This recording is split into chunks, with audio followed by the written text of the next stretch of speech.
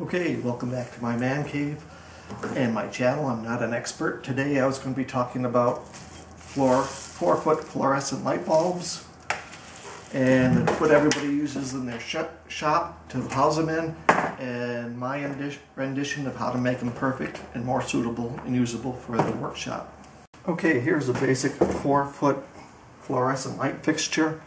One of the problems, or many problems I've had with these is, for one, it's always hard to get these bulbs in and out, especially when they're overhead and you're on a ladder. Also, these are kind of expensive. These are $3 a piece. Here's the last one I bought from Walmart here, $6 a pack or $3 each. And so these are hard to replace. The other problems I've had with these shop lights is they're always blowing out the ballast. So over the years I've replaced many of these lamps here because of blown out ballast. And my solution was to replace this with these here.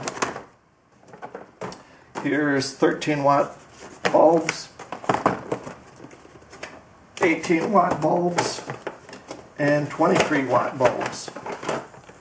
And just for reference, these are 32 watts each. Let me double check that. Yeah, 32 watts each. So, and when these are on sale at the local Costco, which is most of the time, all of these average anywhere between 50 cents and 100 cents, 50 cents and $1, excuse me, per bulb. And the nice thing about these is they're very easy to replace. So they're anywhere from 1/6 to 1/3 the price of those.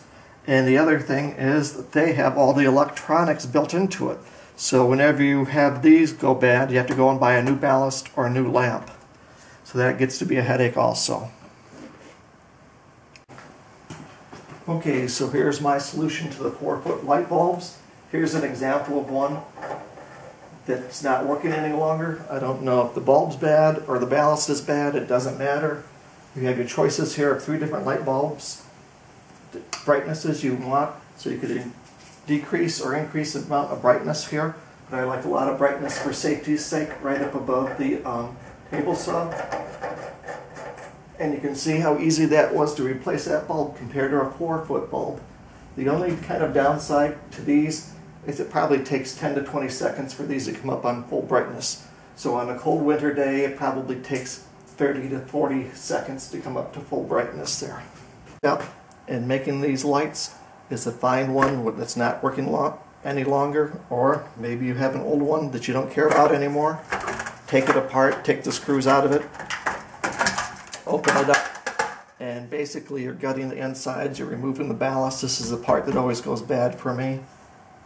Pulling the wires, and you don't need these anymore. These can pop out. Here's one that's already been made.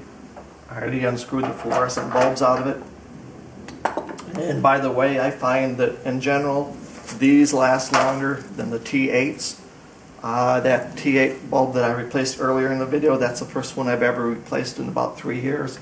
I find these typically last for about 2 years in the shop here.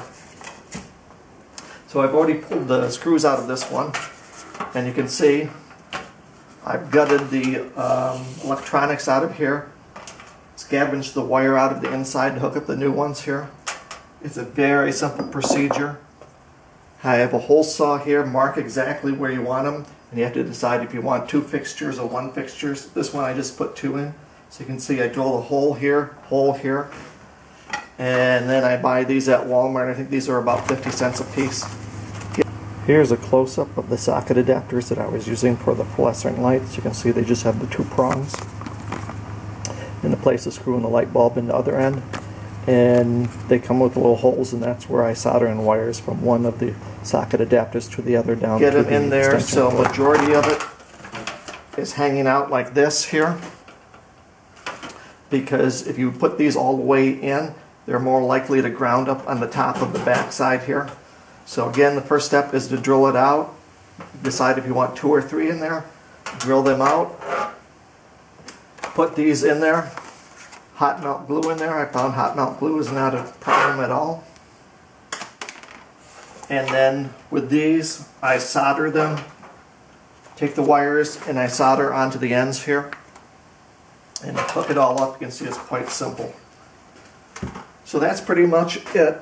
The one thing that you could probably see there is this light above my work table here. It still does have the T8s and the fluorescence. I haven't changed this one over. I felt that this light would probably be better for doing fine, delicate work when I'm doing anything on the table here. So this is the only one that I've kept to the 4-foot fluorescence. Also, if you're not familiar with electricity and how to wire things up, difference between a parallel and a series circuit, don't attempt this. Get an expert to help you. Remember, my channel's name is Not an Expert, so if you do attempt this and you don't have the correct experience to do this, remember you're doing it at your own, under your own risk.